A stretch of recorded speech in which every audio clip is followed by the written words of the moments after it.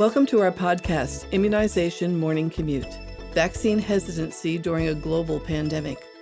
Morning Commute is developed in collaboration with At Point of Care and Projects in Knowledge and is part of a continuing medical education series. This independent CME-CE activity is supported by an educational grant from Merck. In this episode, Dr. Robert Glatter and Dr. Eric Choi-Pena discuss vaccine hesitancy, which, in 2018, the World Health Organization called one of the top 10 biggest threats to global health. Drs. Glatter and Choi-Pena will take a look at what is driving this hesitancy and how it can be combated, especially in the midst of the COVID-19 pandemic. Information about the faculty and disclosures can be found at morningcommutepodcast.com/vaccines2. You can use this link to receive your credit and evaluate this program. The URL can also be accessed in the episode notes.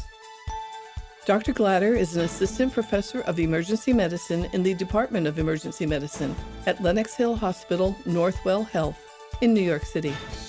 Dr. Eric Choi-Pena is the Director of Global Health at Northwell Health in New Hyde Park, New York. I am Candace Hoffman, Managing Editor of Morning Commute. Dr. Glatter will begin our discussion. Welcome to our podcast on vaccine hesitancy. I'm joined today by Dr. Eric Pena. Welcome, Eric.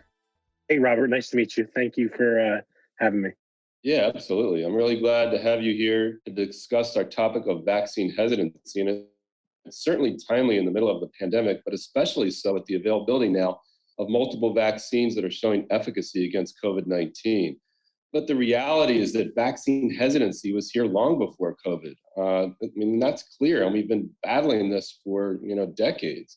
So with the arrival of the pandemic, here we are. So the question is, what is driving the vaccine hesitancy? The WHO, even in 2018, declared that as one of the top 10 biggest threats to global health. So clearly, here we have as sort of a takeoff, and I'll let you start off in the discussion. What do you think beyond this is driving the hesitancy, or really just give me some nuts and bolts?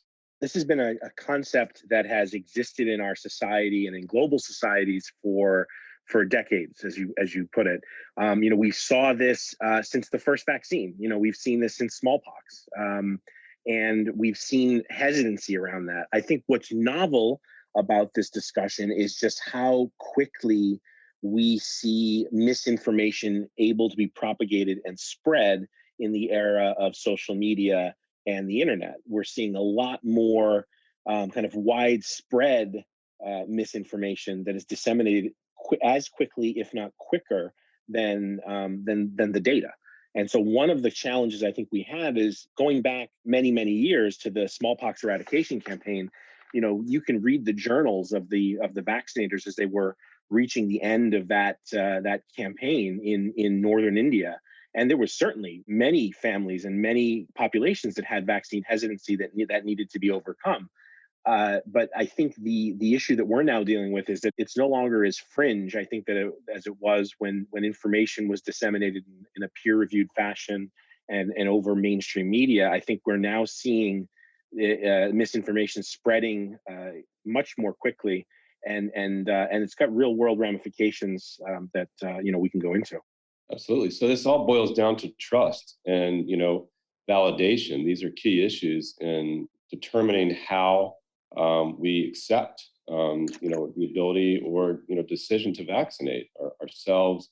And it clearly has ramifications. So knowing this, the amount of misinformation, disinformation that exists, how can we sort of course correct our society? What are the ways we can really sort of try to approach this in your mind? Yeah, I think that's a great question. One of the things that we have to remember is that two of the most trusted professions still in our society are doctors and nurses. And I think, reaching those practitioners, because there's vaccine hesitancy amongst our profession, and reaching those practitioners is going to be key in building that trust and having those difficult conversations with families and with adults that may not have all the information, but may be nervous, especially with the most recent kind of COVID vaccination effort, where it feels, at least it's portrayed, that the vaccination, that the studies were rushed, that the data safety might have been compromised. And none of that's, of course, true. but there's that perception out there. And I think it's kind of highlighted or put under a microscope the uncertainty around vaccines. And the conversations are tough ones. They're not quick visits. They're not 3-minute conversations. A lot of times you have to find out, what is the concern? What are you worried about? And then we can talk and we can have an honest conversation about the existing data. And I don't sugarcoat things for patients. I present the data and I let them make an informed decision. But I find that often the decisions that they're making are based out of fear and a lack of information, or drawing information from sources that just aren't reliable or credible. And so I think disarming that and giving people real world information is the first step. And I think that eliminates a good portion of the hesitancy that we're seeing today.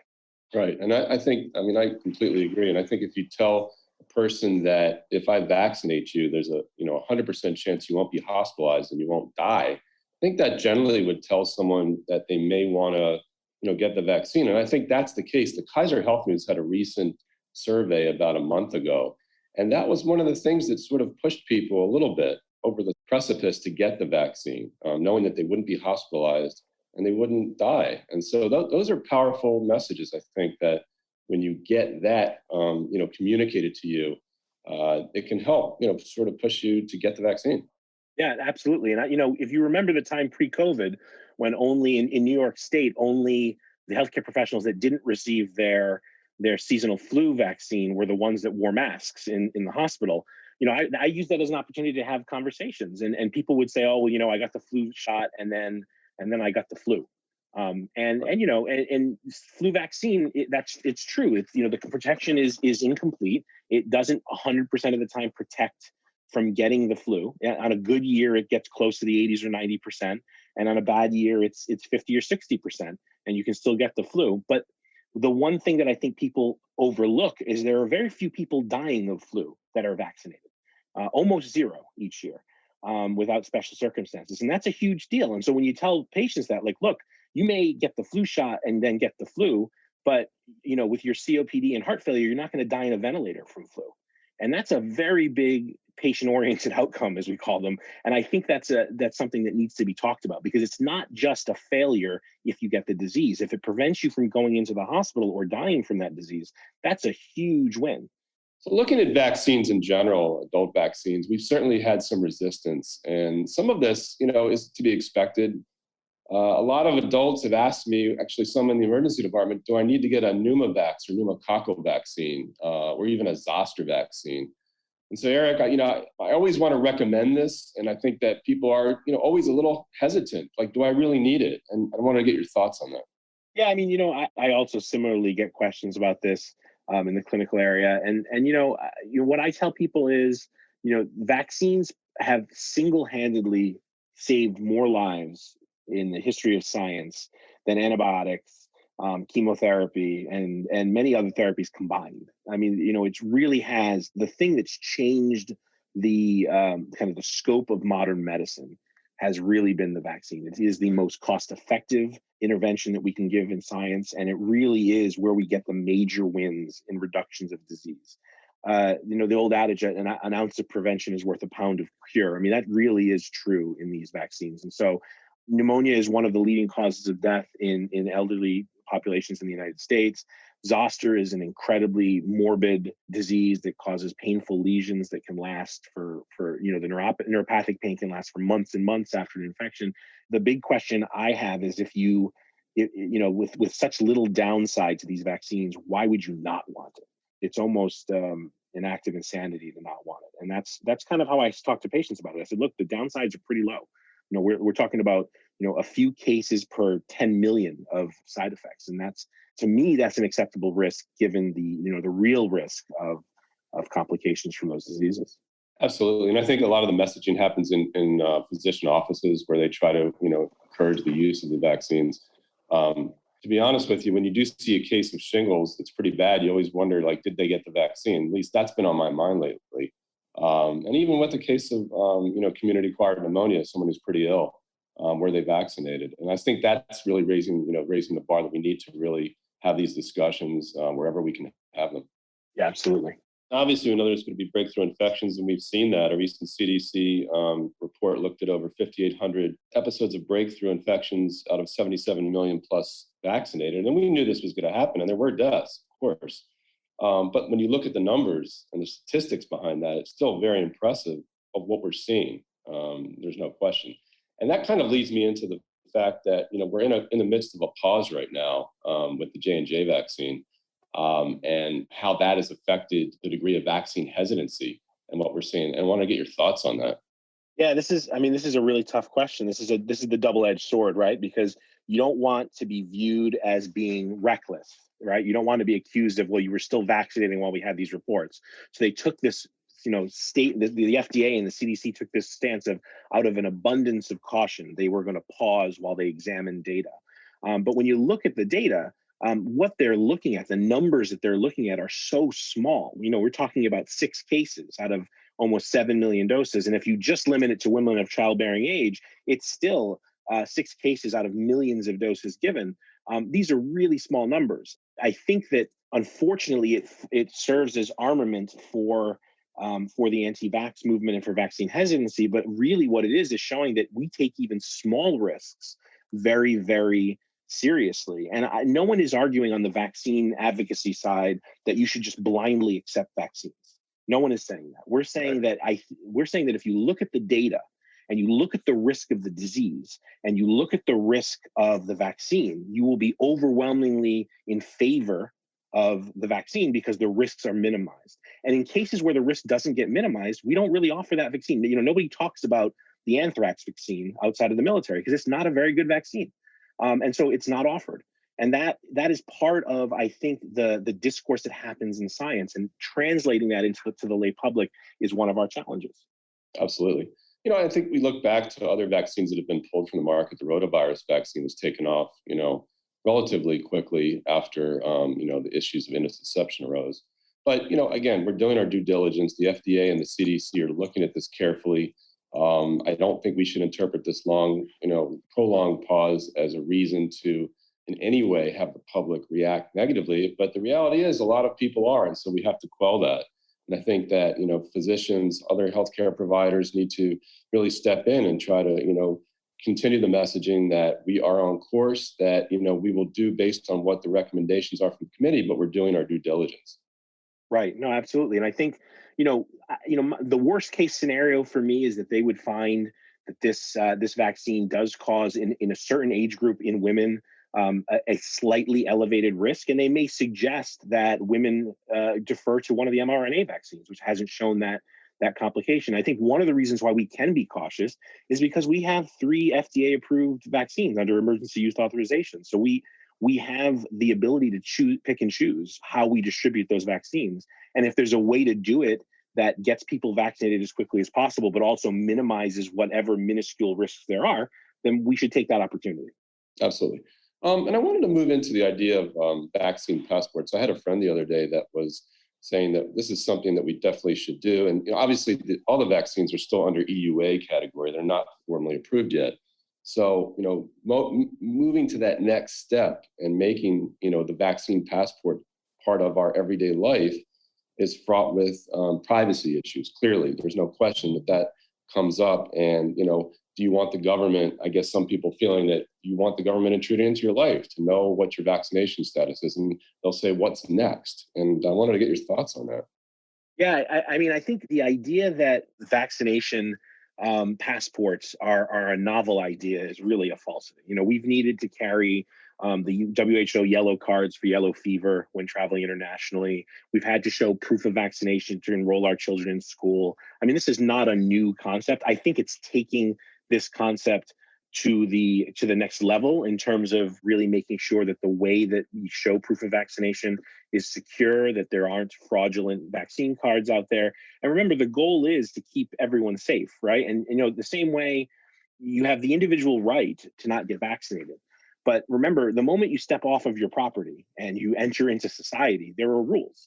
And the rules are determined to protect not only you, but that make sure that your choices aren't harmful to other people. And that really is where we get into this kind of tension between individual liberty and the role of a society. And so, the same way that, you can drive a car on your property, you don't have to register it, you don't have to inspect it. But the moment it enters a public road, you have to observe the rules of the road. You have to have it inspected and insured, and kind of all the things that we we do to make sure that the public is safe. And we can't really distinguish between that and getting vaccinated. It really is not a choice that just is individual. I think that the argument would hold water if there was no repercussion on the rest of society. But we've seen with measles outbreaks in this country, we've seen it with polio in the past.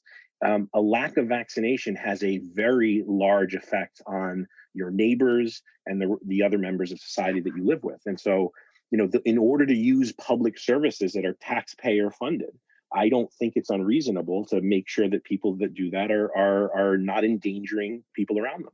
And there's no question. I agree with you. Vaccine refusal will really come at a cost, and it's going to impact all of us. People who refuse to get a COVID vaccine will ultimately lead to downstream higher health costs for all of us, and that will lead to significantly higher pockets of infection, more variants, and I think that the downstream effects of this are huge. This was actually laid out in a recent Atlantic article about 10 days ago, pretty eloquently by Edward DeVere, and I think it's a good read, and I think it really takes a good look at things. Talks about Jay Inslee a little bit and how his thoughts on this are sort of helping to guide, a mantra in Seattle, and to help, sort of have this sense that everyone should look out for one another, and that we have to, really have that compassionate effect. And that's even seen in New Zealand, where you look at, sort of a mindset where citizens want to take care of one another, and they feel that it's their responsibility to get vaccinated. And so, raising that concern that you're not just helping yourself, but you're helping your fellow man. And that really has, a big, profound effect. Yeah, I agree. And I think it's all about framing it, because I think that Americans don't respond very well to the government wants you to do this and you have to do it. But we respond very well to, hey, to keep your community safe and to make sure the elderly in your community aren't at risk of dying.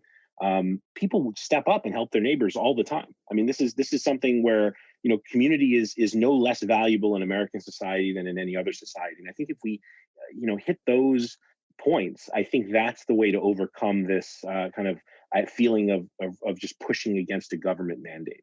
It's not just, we don't do it because the government mandates it. We do it because it's the neighborly thing to do, and it's the way to keep our communities and our kids and our parents all safe. And I think that's where we're going to win. I think the mandate is going to be maybe a necessary part of standing this up. But one other point I will make: this is the only time where the results of vaccination and the effect of vaccination are going to be so profoundly felt by my generation. I mean, I didn't live through polio, and certainly I didn't live through pandemic flu. Other than H1N1, which wasn't really to the same level of effect. But we have over 500,000 Americans dead from this virus, and the vaccine is the way out of this. And that's indisputable. Absolutely. And that really kind of brings us to the concept of herd immunity and when we're going to get there. And we should know that herd immunity isn't a light switch. It's not that it happens and then we're there, but it's a gradual effect. Doesn't mean that we stop taking precautions. Stop wearing masks, but it certainly has an effect that we're looking for to help, as you say, quell the effects of the pandemic and hopefully lead us out of this. But it's going to be some time. There have been estimates that, we could be out of this sort of the main danger phase by early fall, late summer by achieving herd immunity. But why don't I, get your thoughts? Are we kind of almost there, or are we really kind of a ways off at the rate we're vaccinating?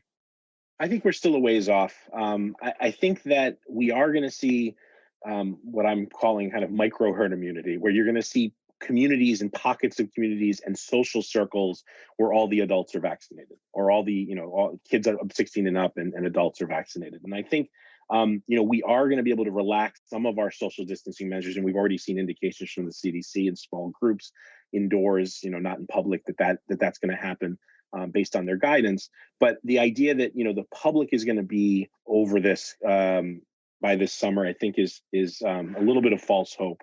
But I do see life getting much better in the second half of 2021, and the instances where you're going to need to completely social distance and wear a mask be fewer and fewer.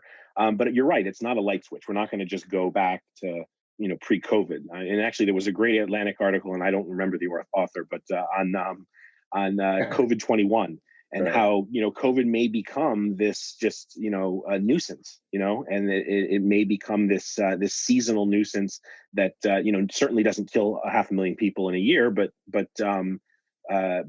may still kind of be a part of our life and a consideration, and that becomes a manageable problem for society. Remember, this has been an economic catastrophe for many Americans, and I think being able to see the light, even if it's a complex light at the end of the tunnel, is a very important step. Absolutely. And I guess one thing that I read that sort of struck me recently was that 30% of Americans, and this was a recent piece of data, will refuse to get the vaccine. So knowing that we can only vaccinate at most 70% of the population, that's a concern I have. And I think that we will have pockets of infection. And it's going to be the case maybe years from now where a patient will show up suddenly with a fever and respiratory distress. And could this be COVID? And I think that's a reality we're going to really be living in. Yeah, no, I agree, and I think I hope that the surveys. I hope that people are bolder and more vaccine hesitant on surveys as compared to when they're talking with their close family and talking with their doctors. I do think those conversations are different. So I do think that we probably will see less vaccine hesitancy than we are projecting.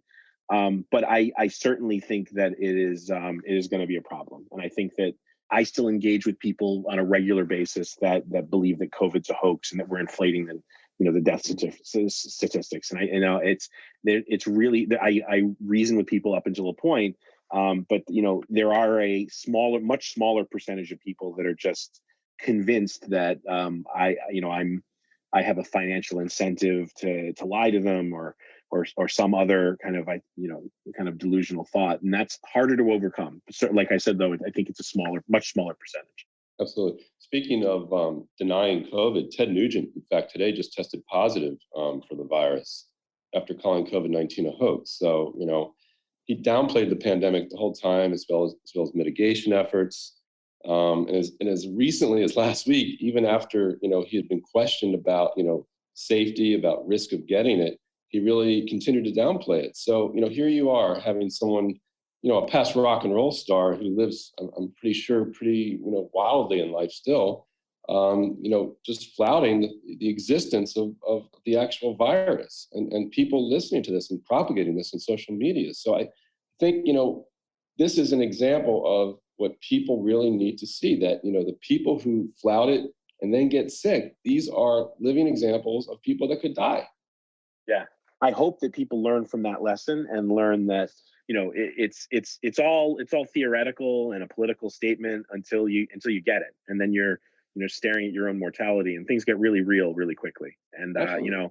I hope that those stories are enough to kind of sway people that are on the fence. I think there's two groups of people generally. There's people that are reading conspiracy theories all the time, and like I said, are a smaller percentage. And then there are really people that just need a conversation with their doctor before they have this vaccine. They're just a little nervous. They hear emergency use authorization. They want to understand what that means. They want to understand what the real data is.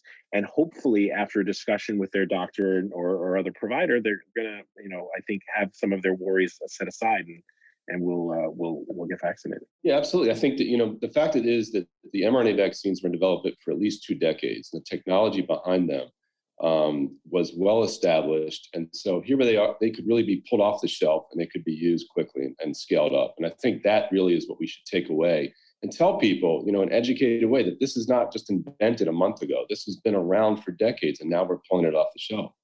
Yeah, absolutely, absolutely. I mean, there's very few things that get rushed through, even under an emergency use. I mean, there's still an enormous number of studies. There's tens of thousands of people enrolled.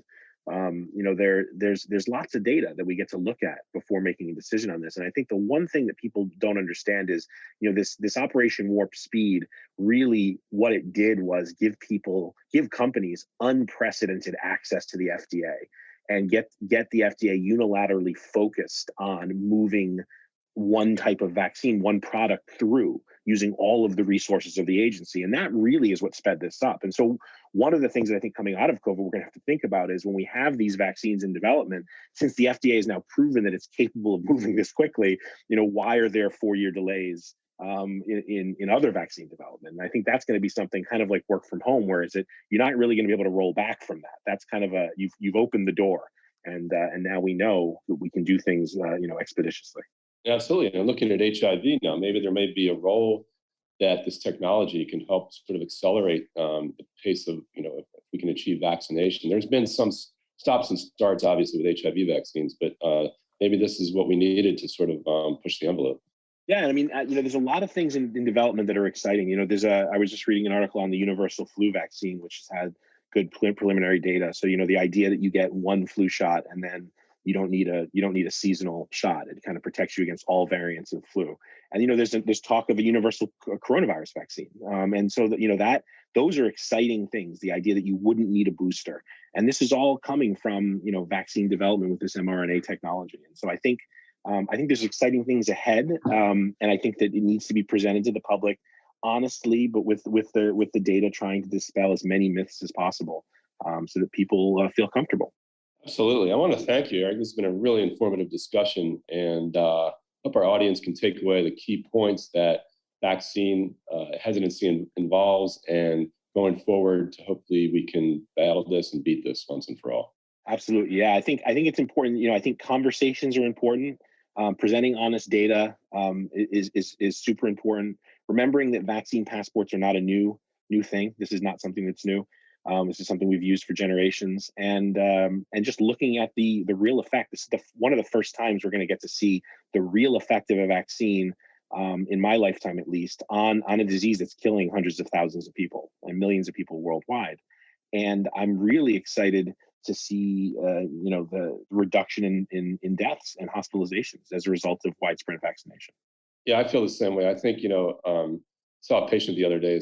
He kept saying, "When are we going to be out of this?" And I said, "We're going to be out of this when we all work together and that the country's unified." And he said, "Well, that's going to be a long time." But I said, "Well, we can't ever stop trying." Right. Yeah, I mean, there's nothing else we can do. All right. Well, thank you again. Really appreciate your time. Really informative discussion. Same here. Thanks for having me. Remember, to receive your credit and evaluate this program, please visit morningcommutepodcast.com/vaccine2. For all the episodes in this series, please visit morningcommutepodcast.com/immunization. Thank you for joining us today.